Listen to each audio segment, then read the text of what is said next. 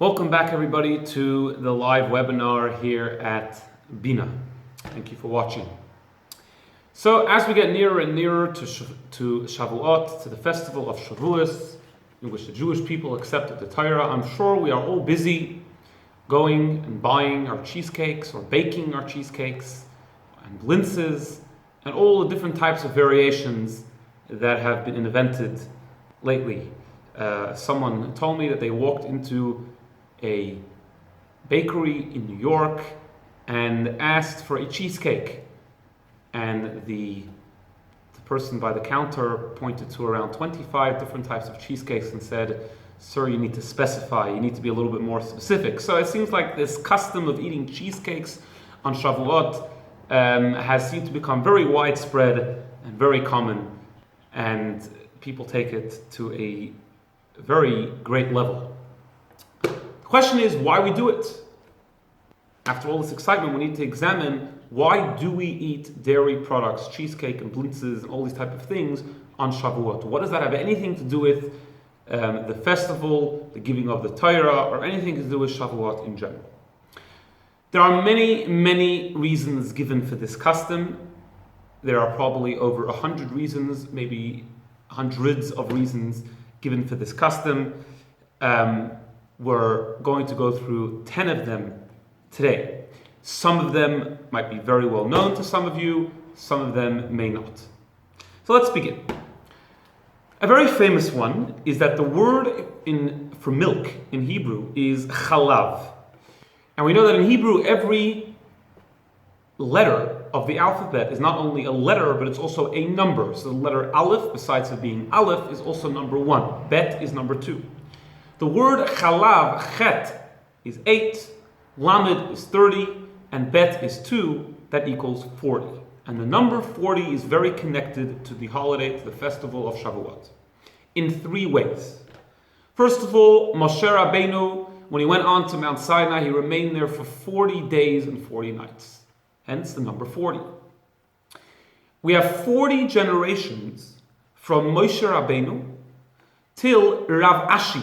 The Rambam, Maimonides, counts 40 generations between Moshe Rabbeinu and Rav Ashi, who was one of the last sages in the Talmudic times.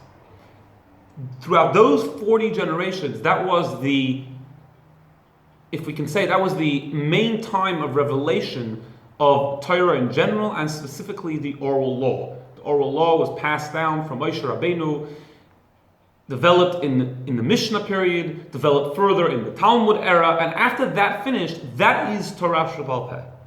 Everything that came afterwards, all the commentaries, the Jewish Code of Law, vast amount of books and Sfarim that are on, that have been made for the past 2,000 years, since the end of the Talmudic era, are all based on the Talmud. 40 generations in which the Talmud was developed, the bulk of the Jewish oral law was developed, that is Torah Sheba'al Peh, that is oral law. So here you have 40, number 40 again, in connection to Torah.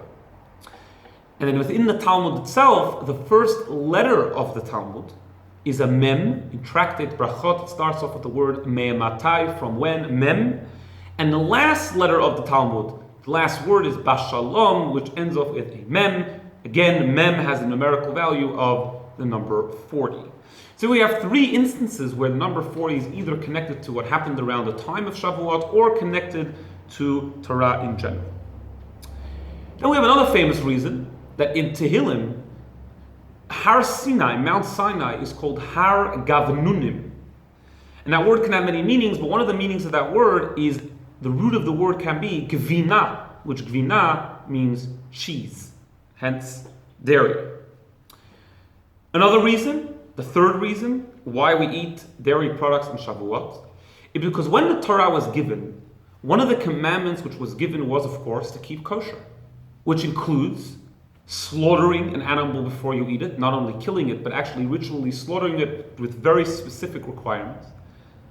Having kosher pots, which means meat-only pots to cook that meat. If dairy was cooked in that pot and meat was cooked in that pot, that makes the pot not kosher. So all of those laws was given to the Jewish people on Shavuot. The Jewish people get this command and they don't have any meat. They don't have any kosher pots. So the question arises, why couldn't they slaughter an animal right then and there and kosher their pots? The answer is that the Torah was given on Shabbat, on Shabbos, according to everybody. It's a dispute which date exactly, but according to everybody, the Torah was given on Shabbos. And on Shabbos, it's forbidden to kosher your pots, and it's forbidden to slaughter animals. Therefore, the only thing that they were able to eat and drink was milk and cheese. And that is why, commemorating that, we have dairy products on Shavuot. Then there's an interesting concept based upon what the Zohar says, that there are 365 negative commandments in the Torah, which means there are 365 things which we are not allowed to do, corresponding to the 365 days in a year. That means every day corresponds to another negative commandment. The day of Shavuot corresponds to the negative commandment of not having milk and meat together. How so? Because in the Torah, when it says one of the things that are connected to Shavuot is that in temple times, they used to bring what's called bikurim. Bikurim was the first fruits that ripened on a person's tree. They would bring them to the temple, give them to the kohen. And in the same pasuk, we have the commandment, Lo yisavashel gedi b'chalev imoy, don't cook a goat in its mother's milk. And that's where we learn out the whole concept of not eating milk and meat together. Since these two things come together, that tells me that for some reason, the commandment of not mixing milk and meat is emphasized on Shavuot. And we can take this even a step further. Part of not mixing milk and meat is not only to actually have, for example, a cheeseburger, cheese on meat, and eat that together. Part of the mitzvah is that you shouldn't actually even have meat and milk in the same meal.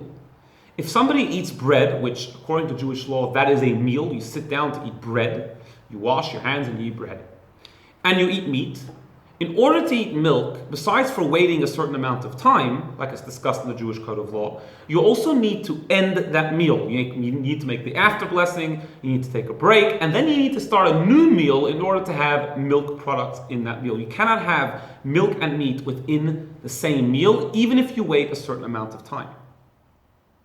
On Shavuot in the temple, they would bring, as part of the festival sacrifices, 2 loaves of bread, representing 2 separate meals, representing that if you want to have meat and milk, it has to be in 2 different meals. Which is why on Shavuot, we have a milk meal and a meat meal, to emphasize the whole mitzvah of not mixing meat and milk together. Reason number 5. A newborn child survives on milk only. On Shavuot, we are all like newborn children. And that is because on Shavuot, when the Jewish people accepted upon themselves the Torah, they were like converts. The entire Jewish nation, so to speak, converted to Judaism. We are told that a convert, on the day of his or her conversion, they are like a newborn child who has been reborn. Therefore, to commemorate that, we have milk products to show that we are like a newborn child. We have just now converted to Judaism, recommitted ourselves to Torah, therefore we have milk products like a baby. Reason number 6 is on a similar line, that milk is sustenance, especially for a baby where all the baby needs is milk. And for a Jew, Torah is our sustenance. Torah is our life, the length of our days. This is what we survive on, this is what we thrive on, this is the secret to the eternity of the Jewish people, is the learning of Torah. Reason number 7. In the chapter of Tehillim, which starts off with the words Mizmor Shir Liyom HaShabbat, which we say every single Shabbat, twice actually, once by night or once by day, there is a verse there which it says, Lahagid Baboiker Chasdecha, which means that we recount in the morning your kindness, talking to God. Those 3 words, Lahagid Baboiker Chasdecha, is an acronym for Chalav. The first letter of each of the words spells out the Hebrew word Chalav. Milk is associated with kindness. The giving of the Torah was a kindness to the world. How so? You know, when we make Kiddush every Friday night, we say the verse Yom Hashishi, which is part of a greater verse. Some people say the whole verse every Friday night. Vayi Erev, Vayi Boker. It was evening, it was morning. Yom Hashishi. And it was the sixth day. It's interesting that all the other days of creation, it says, for example, by the fifth day, it says Yom Chamishi.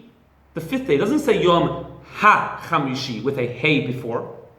Whenever it says a hey before a word, it means it's referring, it's called in Hebrew grammar, hey hayediyah, which means it's referring to something very specific. It's the sixth day. Which sixth day is it talking about? Our sages tell us that it's talking about the sixth day of Sivan, which was the day when the Torah was given. What's the connection? Because it says that when God created the world was shaking and trembling till the Jewish people accepted upon themselves the Torah, then the world calmed down. Why? Because God made a condition with the world. If the Jewish people accept the Torah, you'll continue to survive. If not, not, because the whole purpose of the world was that the Jewish people should accept upon themselves the Torah.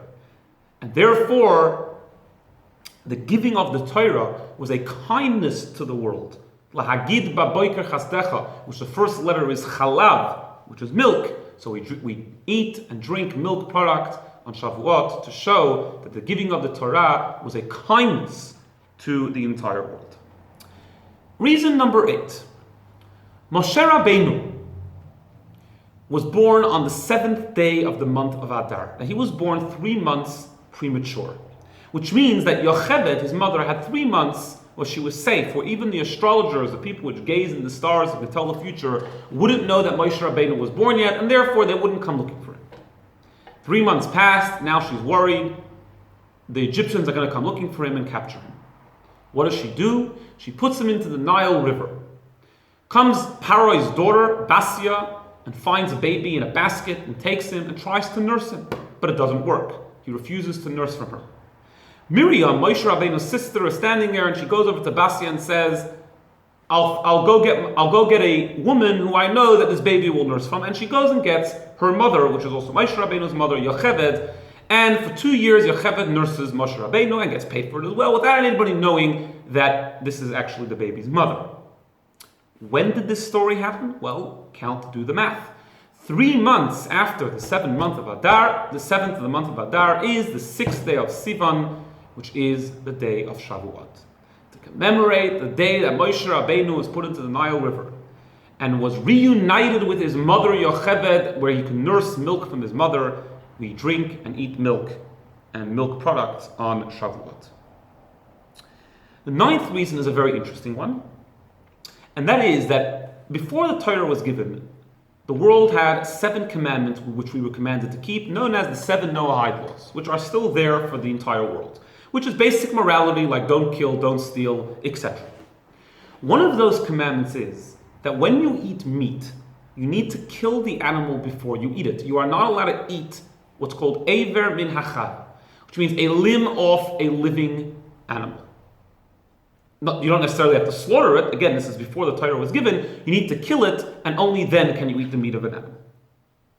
Before the Torah was given, the Jewish people thought that actually included milk. Milk is coming from a living animal. Only after the Torah was given, it was clarified that no, when we say Eiver min achai, we mean a limb from a living animal, not milk, and therefore they were actually allowed to eat milk. So it comes out that when did they start eating milk? The day that the Torah was given. I'll end off reason number 10, a very interesting reason, which actually explains why we don't just sit down on Shavuot morning, take a cup of milk, and drink it. Why do we drive ourselves crazy to buy cheesecakes and blintzes, which more has to do with cheese than milk? Well, one reason is because it tastes better, but there must be a much deeper reason than that. And perhaps we can say like this. In the giving of the Torah, there are 2 parts. There's what we call in Hebrew Matan Torah, which means God gives us the Torah. And there's Kabbalas HaTorah, where we accept the Torah. In other words, one's a gift from above, but then once we're given that gift, we then have to learn it, we have to add to it, we have to come up with new Torah insights, and add to Torah, learn Torah, become one with Torah, make it ours, Kabbalas HaTorah, accept the Torah. And that is the difference between milk and cheese. Milk is something which is just given to us. God creates it. You milk a cow and you can drink the milk. Cheese is something that we do. You take the milk and you make it into cheese. And that is the reason why on Shavuot we specifically don't only drink a cup of milk, but we have cheesecake and cheese blintzes, because that represents that the Torah which we've just received from God, when we hear the 10 Commandments on Shavuot, we now take it and make it ours, do something with it, act upon it, learn it, delve into it, and live it. Have a good day.